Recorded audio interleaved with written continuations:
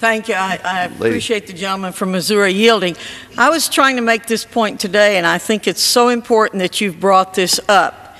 Let us remind the American people, the Democrats took control of the Congress in January of 2007. Do you remember what I remember, that we had had 54 straight months of job growth up until January of 2007. Do you remember that number? Yes, I would yield to the lady from Tennessee.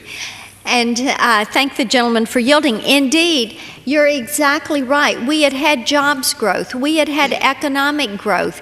It was basically unparalleled. The 2001 and 03 tax reductions had worked. We had not seen this kind of growth since Ronald Reagan. But as the chart points out, you can look at where the federal deficit was at $8 trillion.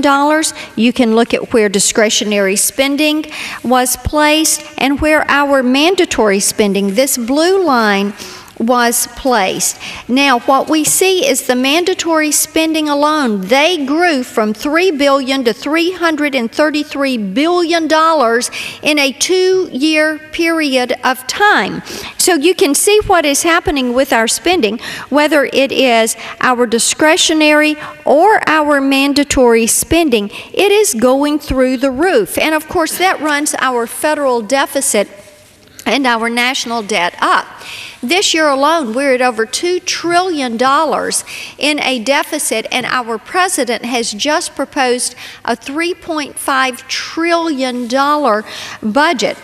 So we know what is going to continue to happen to these lines. You can look at the CBO scoring and see the CBO is a nonpartisan organization. You can look at what is happening in their scoring and see that we're going to have trillion-dollar deficits as far as we can see with the type spending that we have brought forth, and I yield back. Reclaiming my time, the gentlelady from Tennessee has a very, very effective chart.